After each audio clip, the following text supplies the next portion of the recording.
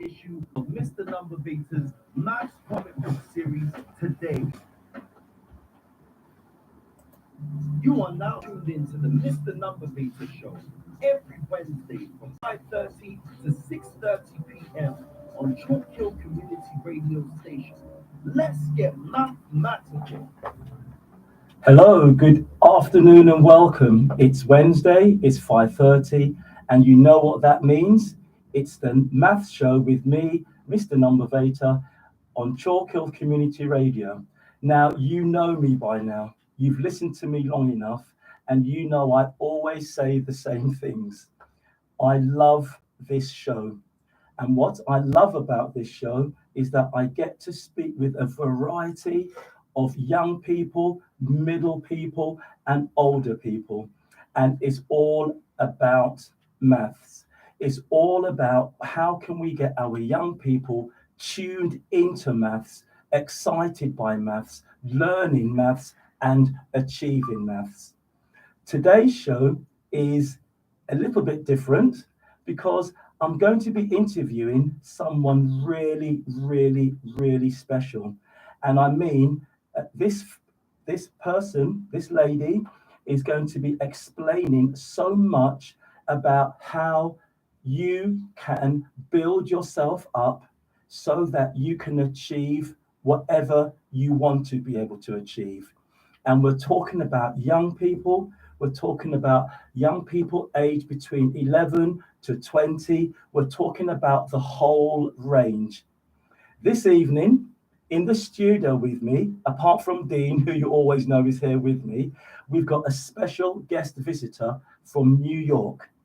And her name is Makini Marsden. And she is the CEO of Bittersweet. Now, I'm sure you're all asking who or what is Bittersweet. Well, I'm going to let Makini explain to you about her business and her organization. But what I can say to you is that she is concerned with mentoring young people, young teenagers, about mental health issues, about their self-value and their self-worth. And she's all about building and empowering young girls and young boys who struggle with their self-worth to become strong, well-balanced, and independent. But enough from me. I want you all to clap in your houses and give a big, warm welcome to Makini. Good evening, Makini. How are you? Hi, good evening. Thank you so much for coming in to see us on Chalk Hill Community Radio Station. Absolutely. And we are just so looking forward to hearing what you're going to be talking to us about, aren't we, Dean?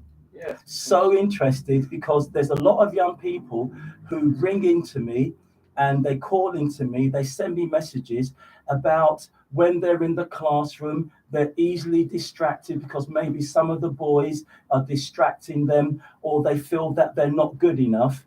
And you are going to be talking to us about what they can do to build their confidence and to build their self-control and their self-worth. Would you agree with that? Absolutely. So Makini, first of all, can you tell me then what is Makini and who is Makini? So, Makini Marsden is a lifestyle blogger, advocate, women's empowerment organizer, radio host, brand ambassador, advocate against domestic violence, and a public relations consultant. So, Bittersweet LLC is basically all those things in one. Wow. I also educate people on the importance of life insurance. I am also an agent. I manage a agency called Maximum Achievement. Shout out to Austin Smith. He's one of our top producers in the company. The reason why I emphasize life insurance in minority communities is because I know that that is the answer to end generational debt. That actually gives us leverage that people don't educate us on. Another thing Bittersweet does is we do a lot of public relations, we do a lot of event planning, and advocating for those that are affected by mass incarceration in the United States.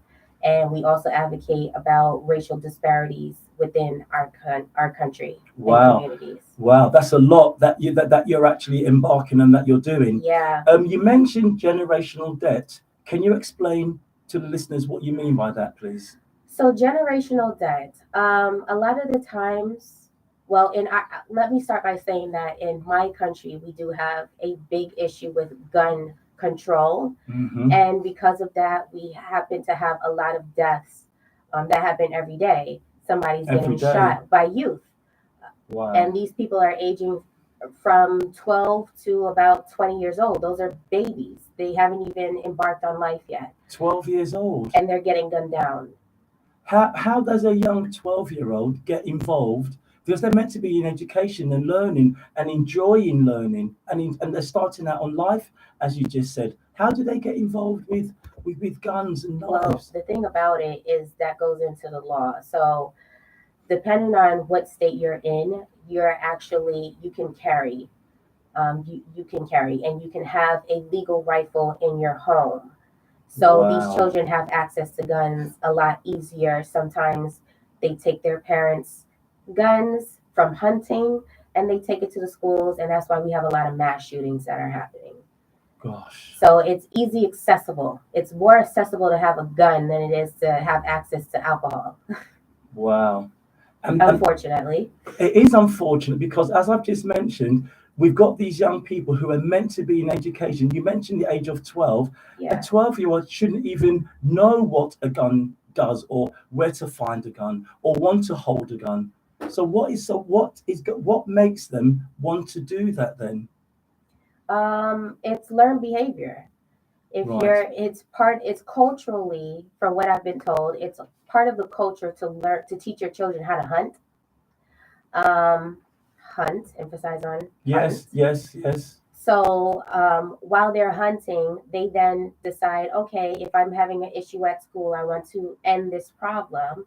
And the way to end the problem is to taking a life, not even understanding what life is at that moment because they're children. Yes. But because they have access to these things and they don't understand emotional intelligence, it becomes an epidemic in our country. And Wow. this is what a lot of people are trying to end. They're trying to gain control over Right. that again, which is very difficult because then that would mean that a lot of the laws would have to change. Wow. Wow, Makini, so far you've spoken so eloquently about what you're doing and what the situation is in America at the moment. Can I bring what you've just mentioned back down to young girls, women, and as I'm sure young boys as well? Yeah. Why do you think young girls, young women, young boys, why do you think they struggle with their self-worth? Well, I think self worth is something that has to be taught. You're not going to understand. I believe young girls struggle with self worth because young women struggle with understanding what self worth means. And I'm just speaking to women in particular Right. because I am a woman, so I would understand that on a different level. Good. You Yeah. might need to have a man speak on behalf of Sure. Sure. boys, young boys. Self worth has to be taught and implemented on a daily basis as Taught a by life, who? taught by their parents, Right. Okay. whoever their guardian is, Yeah. whoever they're around, whether that be teachers, sisters, mothers. It's something that has to be taught and implemented on a daily basis. It's a lifestyle. Self worth is a lifestyle. So, is it possible for a father figure to deliver the same thing? Yes, absolutely. Right. It is possible. The thing about it is that fathers are capable of doing it, but we have a lot of instances where fathers are not aware of how their lack of emotions towards their children may affect them. When you say lack of emotion towards their children, can you expand on that? What do you mean by lack of emotion? When you're dealing with young teenage girls, Yeah. or let's say from the ages of 10, when they hit puberty, Right. 10 and up, they're going through transitions. They don't understand why they have these irritable feelings. They're just annoyed all the time, or Right. they're emotional about certain things. Right. They're having issues at school with their friends. They might like a boy might not like them back. Those types of things. Um, they need to be able to communicate on a level where some parents might not be able to do that because they weren't taught how to communicate on a level with their children. There are a lot of children, like for instance, when I grew up in an old school West Indian household. Right. So everything was do as I say and not as I do. Right. That was it. You Yeah. know, so you can't really communicate on that level where it's I'm gaining an understanding on, or you're getting an understanding on what it is I'm feeling. If you tell your child, if your child tells you, oh, I'm having emotional problems, I'm having anxiety, most parents that are unaware of mental health say, you don't know anything about anxiety, you're a child. Right. They Okay. dismiss their feelings. They Right. invalidate their feelings right off the bat before they ask any questions. So if you have a parent that is just emotionally detached on that level, they won't be able to give them the type of insight that they need to their child. Right. Okay. So, what do you think are the possible effects of what you've just said on learning and achievement? Okay, so the possible effects is that they would have low self-esteem, Mm-hmm. a lack of confidence. It leaves the students doubting their ability to succeed, making them hesitate to engage in learning or take appropriate academic growth risks. Right. So Okay. they're not going to want to do much of anything because they don't believe in themselves. Right. If they're not hearing their parents say, you could do this. Yeah. I know you didn't get the grade you wanted on the Yeah. test, Yeah. but you're more than capable of doing it. And I believe in you. They're not, I believe in you. They're not going to want to do it. They're going to go to school and be like, okay, I have to be here. And that's Right. it. I just have to pass a passing grade. So, what advice could you give to a young child, boy or girl? What advice could you give so that they are able to access learning with a lot more success and a lot more confidence? Get involved with your school activities. Ask questions. Right. Speak to your teachers. You have to have at least one teacher that you are comfortable to have a conversation with. Right. There has to be one. If there isn't one, we have a serious problem. Right. So speak with your counselors. If you have a friend, speak with your friends. Speak with your parents. Right. But you have to get involved. You have to actually take the initiative to actually speak about what you're having an issue with. So when you say get involved, you mean that they have to be proactive in what they're trying to achieve or what is holding them back. Right. Okay. They have to be proactive. Yes. Right. And so if you've got a child or a young person who's shy and doesn't know how to be proactive or doesn't know how to sort of put themselves out there, how can you steer them or direct them? Well, that's going to take more of a personal. You have to build your own self-worth at that point. Mm-hmm. So I would recommend that if you're a shy person, you don't like to speak with anybody or interact, start speaking affirmations to yourself every morning. Affirmations. What do you mean by affirmations? So affirmations are saying slogans that you speak to yourself to encourage yourself. So what you would want somebody else to say to you, you say it to yourself. So for example, I'm 11, just imagine I'm a 13-year-old girl. Yeah. I'm shy. I don't like to speak to people. So I'm going to wake up in the morning and I'm going to write a list of affirmations. Affirmation number 1, I am beautiful. Affirmation number 2, I am capable. Wow. Affirmation number 3, Okay. I can pass this test. Wow. You have to be your own motivation. And throughout life, you have to carry that with you because nobody's going to be your cheerleader for anything, you know? So this idea of affirmations, it's to empower the young person. Yes. Is to give them something that they can use, that they can believe in, and something that's going to motivate them to carry on and to be successful. Yes. Now, as you know, it's a new term, and for a lot of young people, it's a new school, It's a whole new brand new building.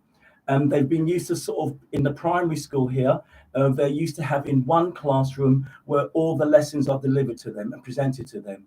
In the big secondary school, they got to go from one building to another. That can be quite daunting. Mhm. And there's a lot of about new friendships. So, what advice could you give to a young person to help them build that confidence and that resilience? Again, you have to be your own best friend at that point. I did suffer from anxiety when I was a child, also. Right. To be honest, I went from being in private school my entire life up until I went to high school, and then I went to public school. That was a completely different I can imagine atmosphere. what a change. And I had anxiety, but at the time, I didn't understand what anxiety was. Right. So when I was walking through my high school buildings, I was very nervous. And though people were very approaching to me and wanted to communicate, Yes. it made me uncomfortable. So learn how to do things at your own pace, Right. you know, Right. and be vocal enough that you bring understanding to the other children that you're encountering, that my awkwardness or my lack of wanting to speak to you is not personal. I just have some social anxiety. If you Right. just say that nowadays, people are like, Yes. oh, okay, I get it. Yeah. They Cool. accept it. Yeah. They accept it. Right. Because this is a conversation that these children are willing to have Right. amongst each other. Right. So be yourself. Don't try to fit into a crowd. Don't try to be something that you're not. If you see a group of girls that are known as being the it girls and you want to fit in, if that's not you, don't do it. Right. Be who you are. Be who You're you are. going to attract your own tribe. There's no limitations to that, and you will get there when you're ready. Wow. I'm sure there's a lot of you out there listening to what McKinney's talking about. But already, what's hit me is McKinney has said, "Be yourself, build your own tribe," Yes. and it's McKinney's used girls and young women, but it's everyone. It relates to boys. It relates to girls. It relates to young women, to young men. And what the show this afternoon, it's about what advice can McKinney give to you if you are going through any of the issues or the problems that we've raised so far. And also, if you are a parent and you want some advice or some direction, if you want to talk about maybe you've one of your children or your daughter or your son is going through some personal issues, McKinney is here to help you and to guide you. Now, I know people are saying it's a math show, and later on in the show, we are going to be directing and linkering the lesson and showing you how what McKinney's talking about can be made relevant to learning, and in particular, maths learning, because there has been a lot of research about young people, young girls, and mathematics, and why young girls and young women are not going into mathematics. And the reason why I asked McKinney to be a guest is because maths is my subject, maths is my show, and I want more young girls, young women to get into mathematics and maths related jobs, because there's not enough. There's not enough. Yes, I am male, I'm a man, but we want more. There needs to be the female version of me as well. And so this is why McKinney has come in to share some ideas and to share her knowledge. And if you want to ring in and you want to talk to McKinney, you could be a parent, you could be a teacher, you could be a young person, any age. McKinney's here to answer your questions and to alleviate any worries or fears. I'm going to go back to the maths again, because what I have found out is that a young person, a woman with a maths degree, can earn 13.4% more than a young girl or woman with an engineering degree. Now, that percentage is really, really big when you put it in terms of money. And so my question is, why do we not have enough young girls, women going into mathematics, taking maths as a chosen subject, going on to do maths at A level, at degree level? And this is what interests me. And this maths show, yes, I do teach. Last week we were teaching about shape, and we're going to be teaching about Pythagoras and trigonometry and bid maths and subtraction and addition. That goes without saying. But on occasions, I want to raise topics that maybe people do not want to talk about, or topics that people are scared to talk about. But the maths show, we welcome everyone. So you know the number 07535 644 850. 07535 644 850. And when you call in, Makini's here. Makini's going to take your call, and you'll be able to ask Makini a question. Or if you would like some advice from Makini's going to be here to give you advice. Makini, can I ask you, there is still an underrepresentation of girls and women in maths. Why do you think that is? So I did some research. Oh, there we go. That's brilliant research. Yeah. Okay, so I'm going to read this, and I won't read the whole thing because it's very, very long, and it goes into a whole bunch of theories and things like that. But I'll just read you the important part. So this is from the Department of Education Foundation's Management and Curriculum Studies from Zimbabwe. Over 94 of the female students believe that mathematics anxiety and lack of personal confidence in mathematics limits their participation in math. Focus group discussions with the female students indicated that they felt anxious during the mathematics sessions. The findings reveal that the females are mathematics anxious, and such anxiety accounts for their limited participation in A-level mathematics. Everything that I have looked up, and when I say I've been researching since 2 a.m. yesterday, because I was just trying to find an answer, like what is the reason for this? Everything is because of anxiety issues. There isn't anything else. It's anxiety. So you mean to tell me that women are not taking up these jobs that are going to offer more pay and stability for them and enjoyment because of anxiety? Okay, so that's an internal thing. Right. It isn't that they're incapable of making the grades or doing what a man can do. They just don't have the confidence level that they need to actually do it. So Makini, when you use the word anxiety, can you go into a bit more detail about what makes or what causes, what triggers that anxiety in a young person? Okay, well, I'm just going to revert back to when I was in grade school. I did have a lot of anxiety when it came to math. For some reason, it just never made any sense to me. However, when I actually understood what a formula was, it all made sense. I didn't lack any confidence at that moment because I knew that math is very logical. So if you have the formula, you have the answer. That's it. We have to train ourselves to understand the logic behind that. If we can understand the logic behind our anxiety, which is just literally lack of self-confidence, we'll be able to achieve absolutely anything in the world. There was a lot of tests that I shouldn't have passed in life. There was a lot of things I should not have done in life, and people would not have believed that I would have accomplished it because of what their notion of who I am is.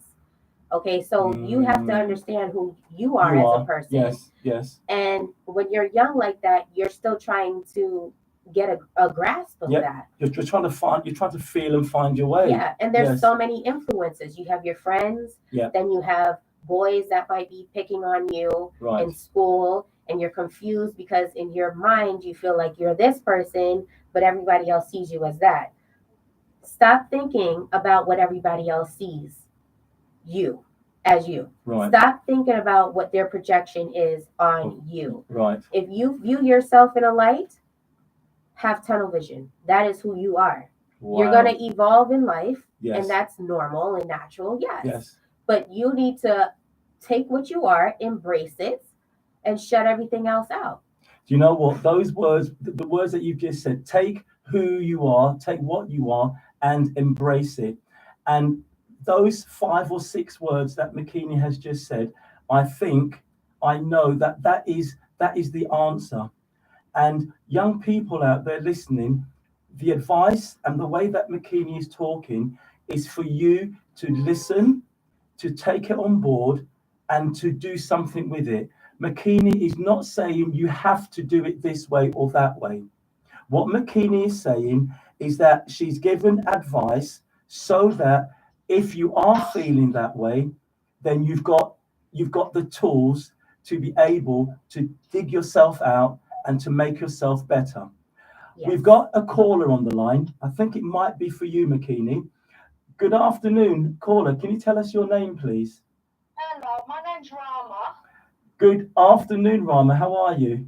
I'm fine, how are you? I'm not too bad, thank you, Rama. Have you been listening to the show with Makini? To be honest, no, I've just kind of walked in. Yeah. So I'm just tuning. I'm just putting it on now. Yeah. So I do apologise. No, that's fine. What Makini is talking about, she's talking about young girls and their self-worth and how having good, strong self-worth can help them with their education, their learning, and their success and achievement. And as a mum, have you seen, if you saw something like that in your daughter or your son, how would you feel about that? About their education or just in general? In general, about their self-worth and their self-belief and self-confidence. Well, I have seen it. Mm-hmm. And my first approach is to ask them how they're feeling. Is anything bothering them? Try to encourage them that they can speak to me or their dad or members of family. Yes. Because sometimes our children don't want to talk to us, so it's so that they can speak to members of family or friends. Because like my children, they just started secondary school, so it's a new transition for them, and I've seen a difference in them. Right. Rama, can I just jump in? Because you mentioned about talking to mum, dad, parents, but then you mentioned the extended family. So I want to ask Makini, what Rama has just said, is that what you see as well? If young people can talk to a parent or an extended member of the family, would you like to sort of give Rama some feedback on that? Yes, as long as they have a way to actually communicate what they're feeling to somebody that they trust. Yes. They should be in good keeping. Because I'm pretty sure whoever they're speaking to is going to be able to give them more tools that they're going to be able to carry throughout life. Right. That's it. Yes, I totally agree with you. Hello, by the way. Hi, Rama. How are you? Hello, how are you? No, I totally agree. Because sometimes, sometimes I think to myself, I just want them to come and tell me everything, but it's not the case. No, it's not the case. It's not the case. No. They might feel more like talk to their dad or talk to their uncle or grandma or anyone, even some of my the parents. Yes.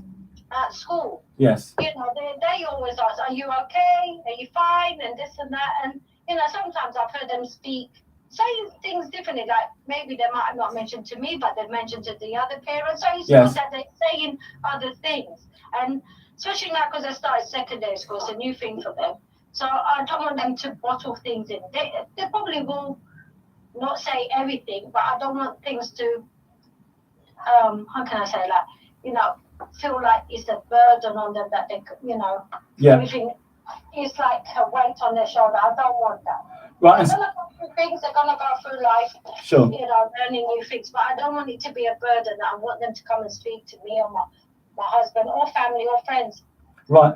Close too. Right. And so, Rom, I just wanted to ask. So, if you find out or if you hear that one of your children has spoken to another parent or another family member, are you okay with that, or does that make you feel, why didn't they come to me first?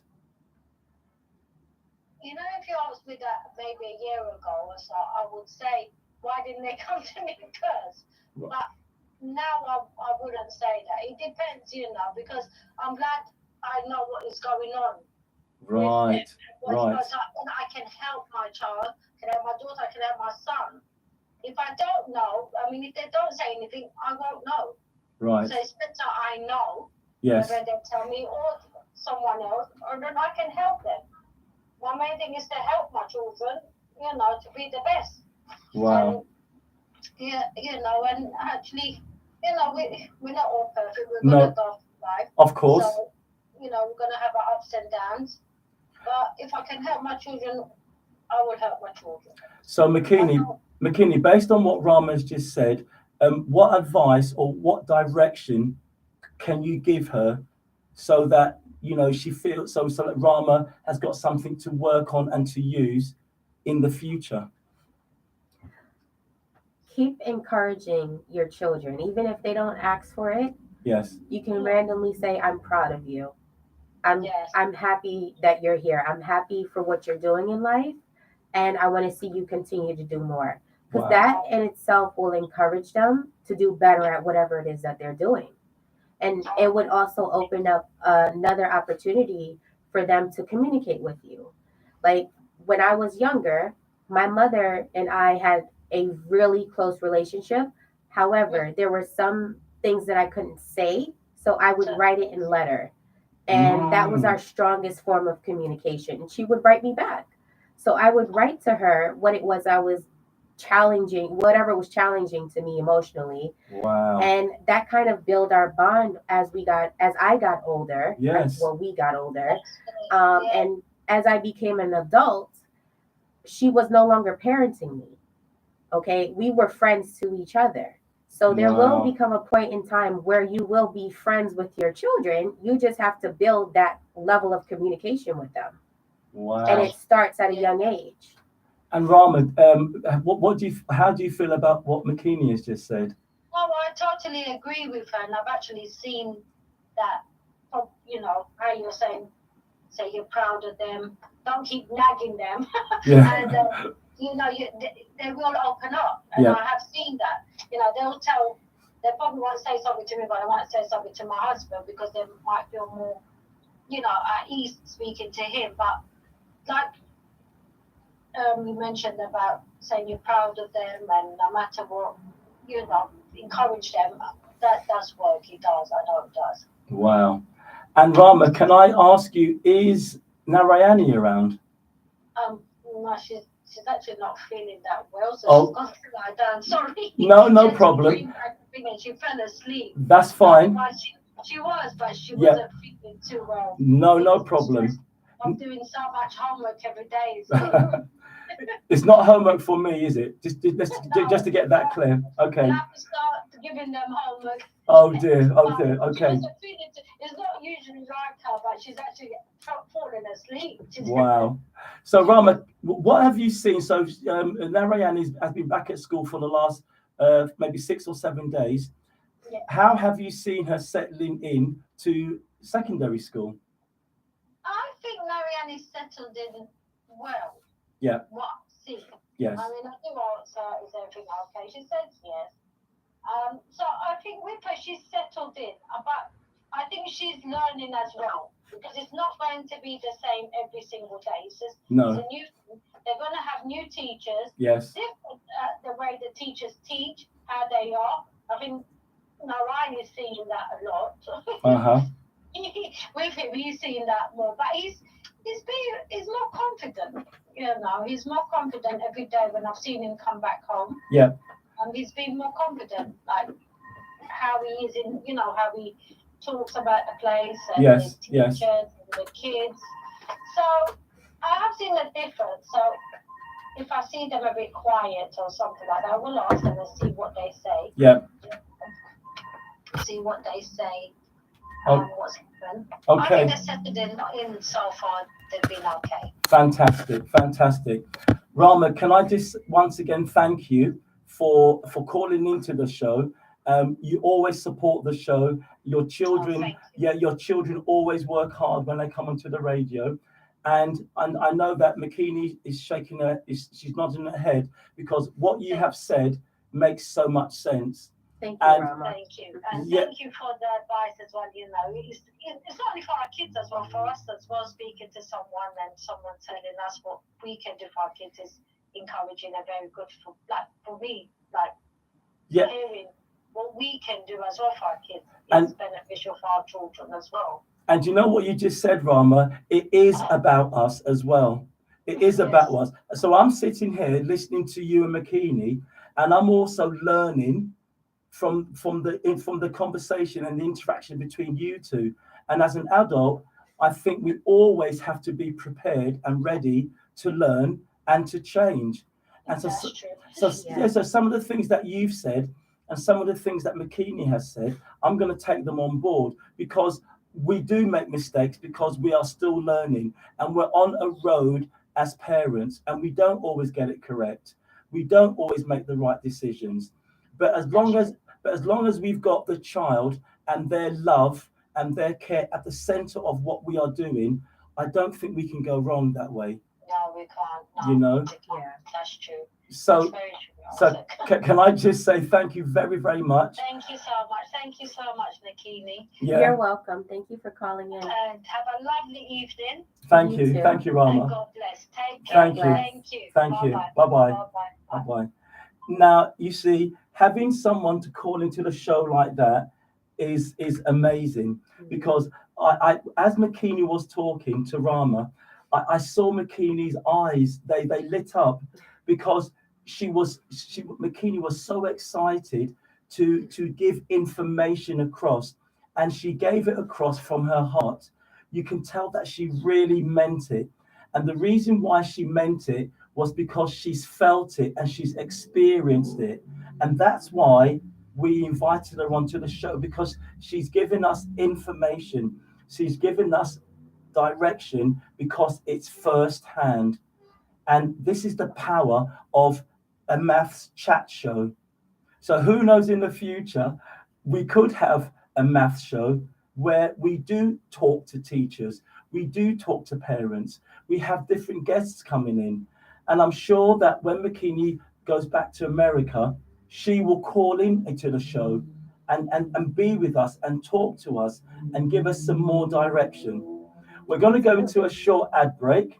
And then when we come back on the other side, we're going to be talking more specifically about how Makini can give us tips, so that when you are in the classroom, when you are learning, when you are listening, or if someone is distracting you, what can you do to help you become stronger and more focused? So don't go away. See you on the other side.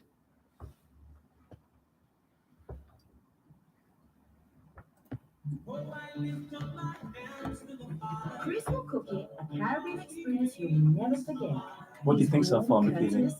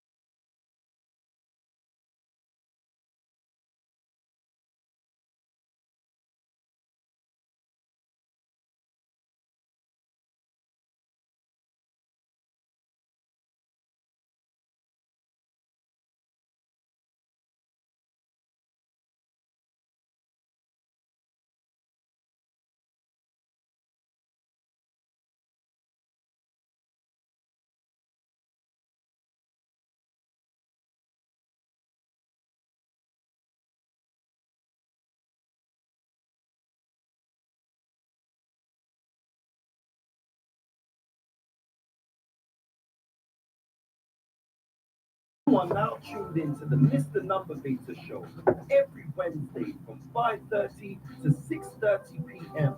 on Chalk Hill Community Radio Station. Let's get mathematical. Go to www.sovereigncomics.co.uk and get your latest.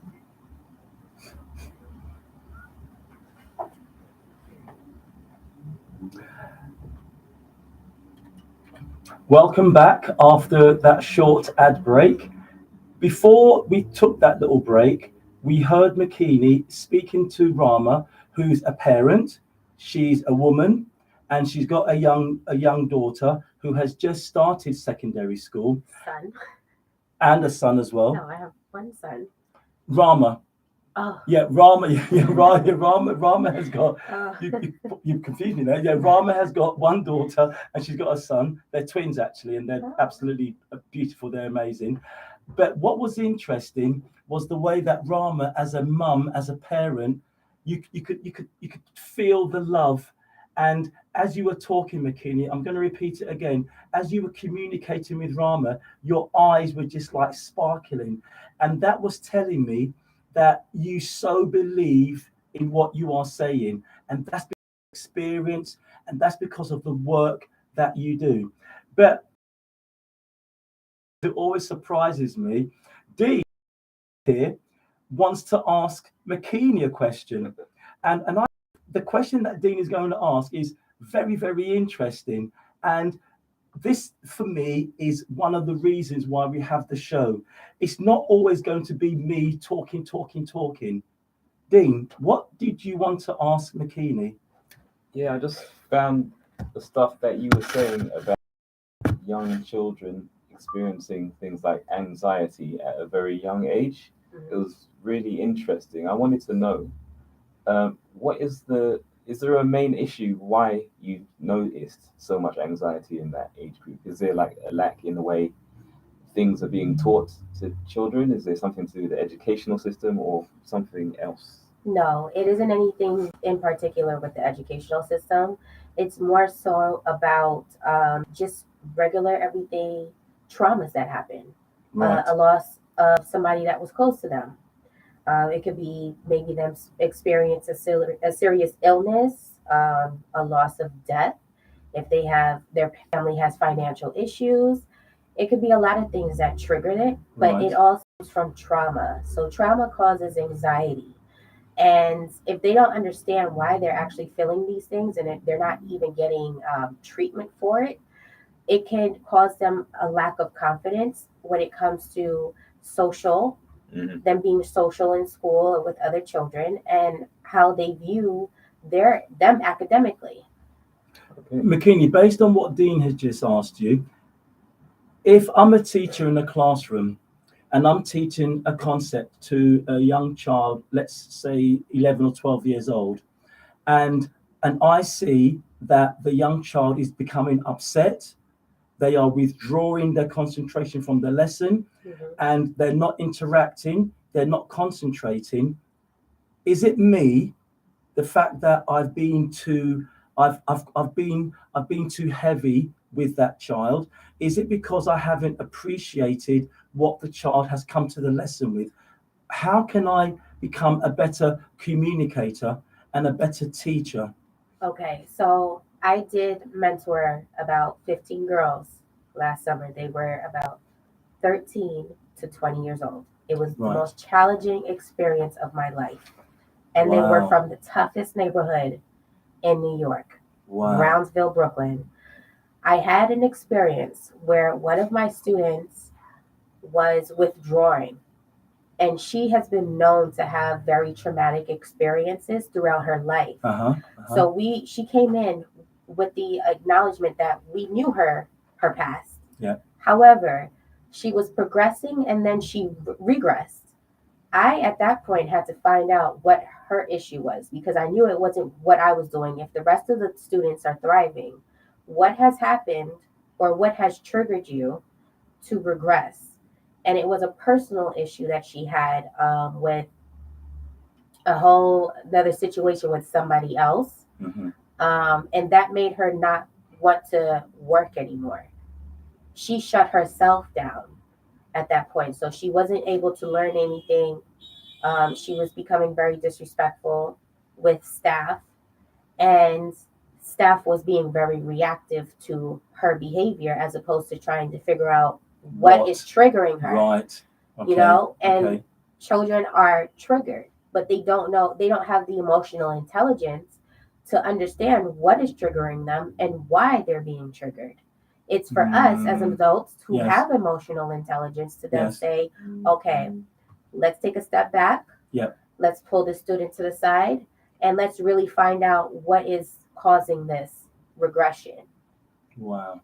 Okay. You as a teacher, as an yes. educator, whatever it is you do, whether you're teaching math, science, English, if you're just a mentor, Yes. or even if you're a stand-in, Yes. if you recognize that a child's behavior patterns have shifted, Yes. it's your fiduciary responsibility to then approach that child and find out what the problem is. Wow. Powerful. Very, very, very interesting. And Dean, what was your other question that you wanted to ask to do with?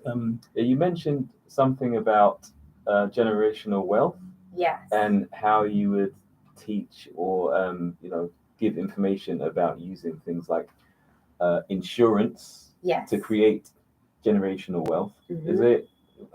How do you go about teaching that, or how do you go about giving that information?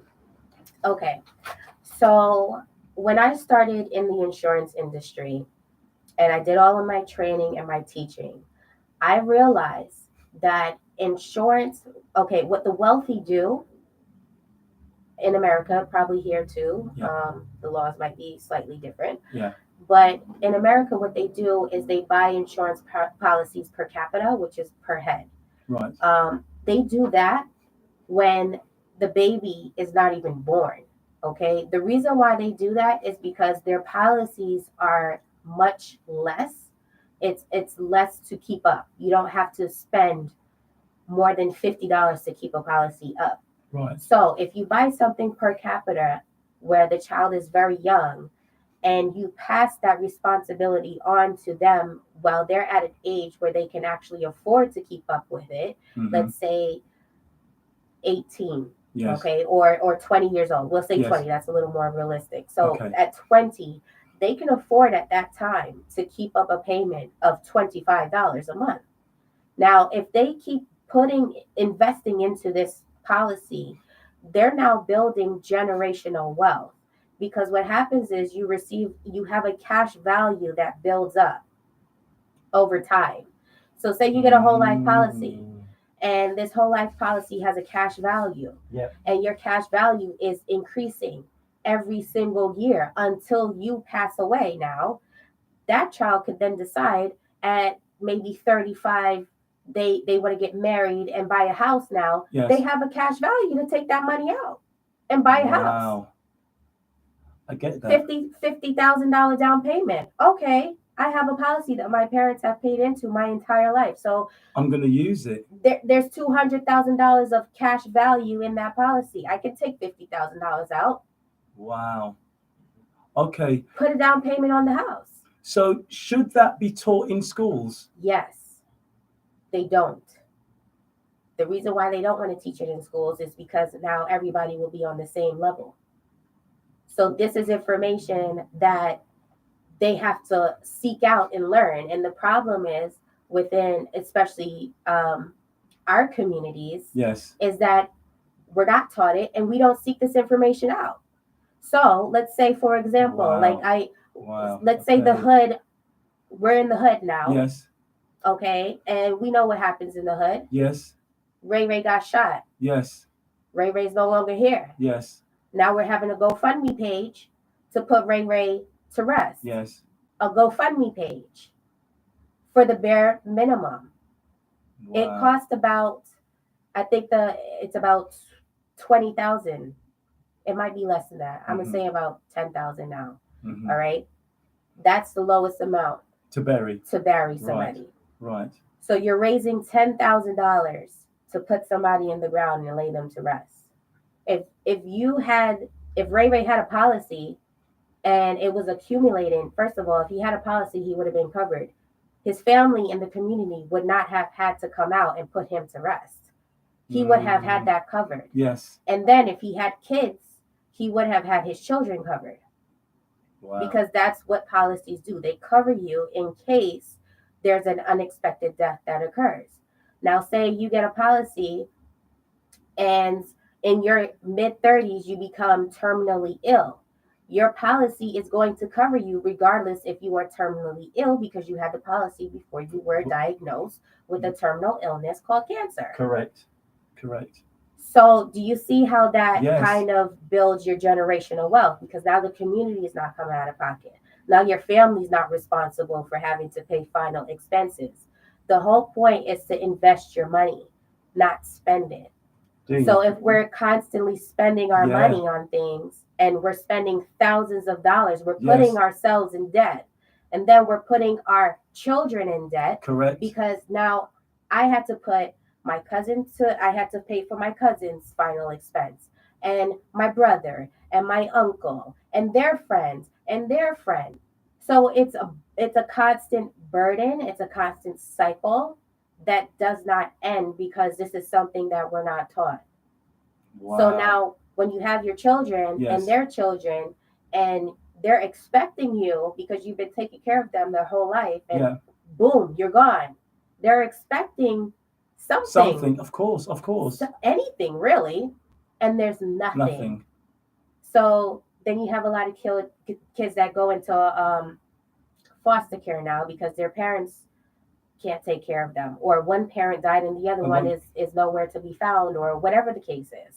Wow. So this is how we do a disservice to our community of people, because these are things that they're not teaching us in school.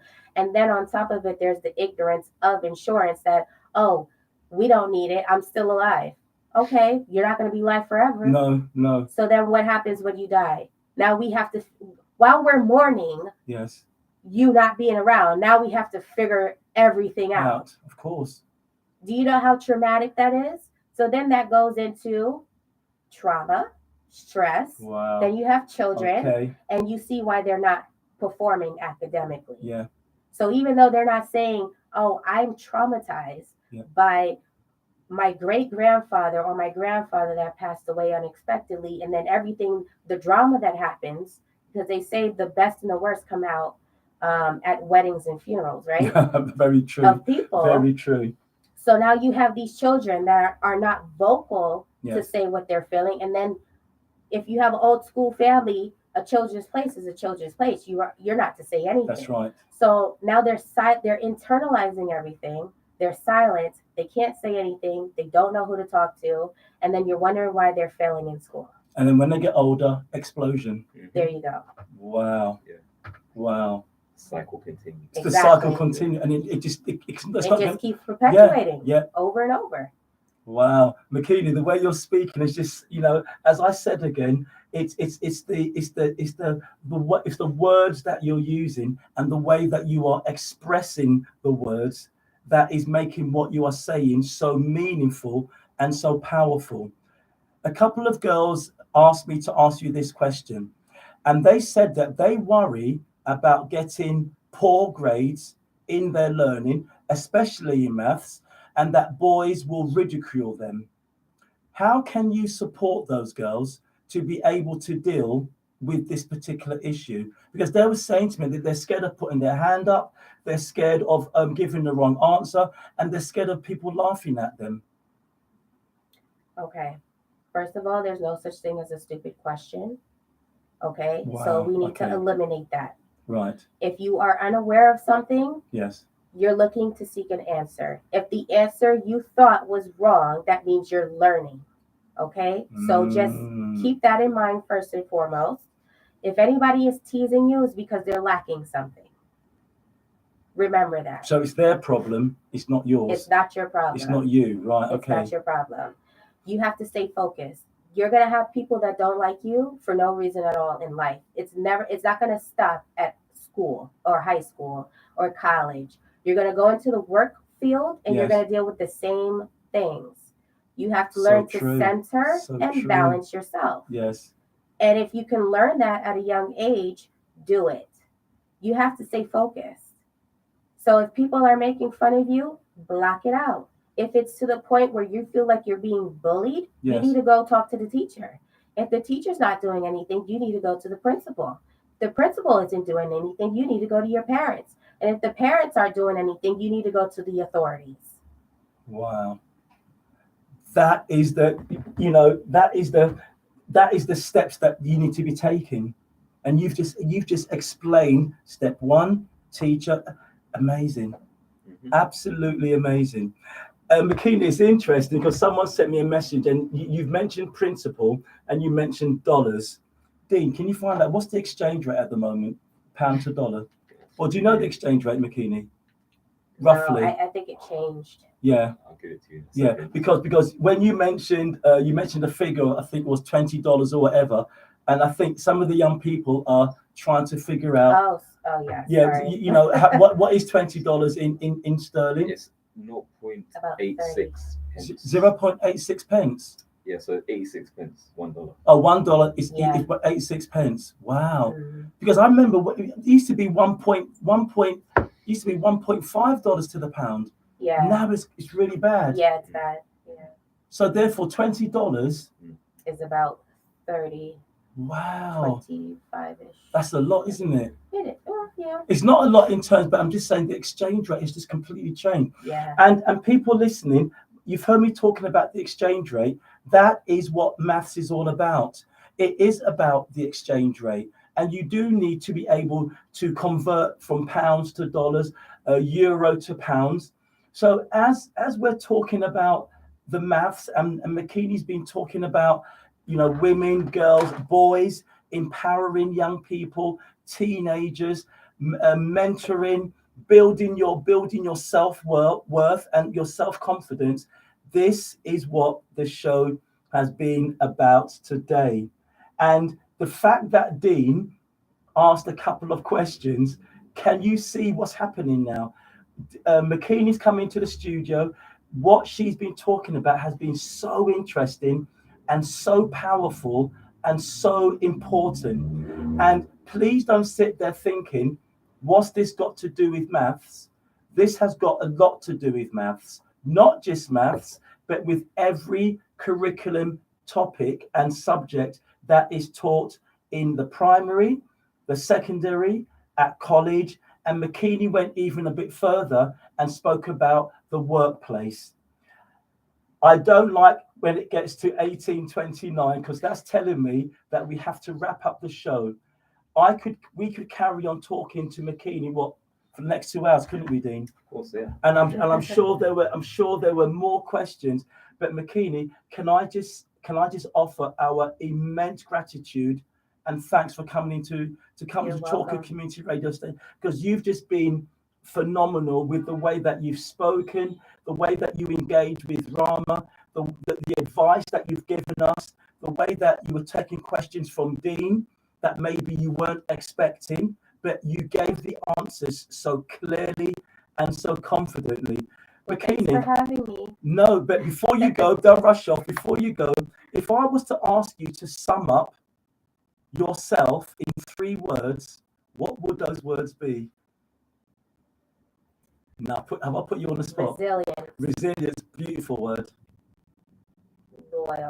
Loyal, wow. And truthful.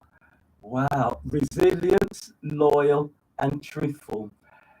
Those 3 words that Makini has just used to sum herself up, how many of those words apply to you?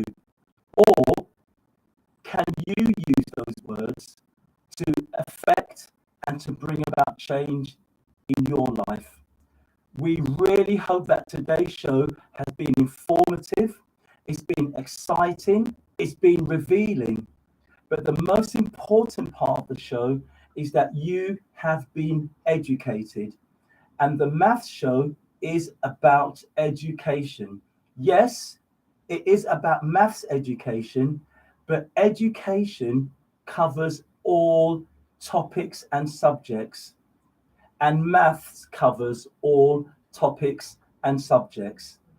Thank you very, very much for listening. We really hope you've enjoyed the show. Next week, there's something exciting that's going to be happening. Please keep a lookout for the promotion for next week's show. And when I say exciting, I mean exciting. Already, I'm finding it hard not to say what's going to be happening next week. You've got to tune in to find out. It's the math show. It's Wednesday, 5:30 to 6:30. Thank you a million times for coming in, Makini, and we wish you You're all welcome. the very best.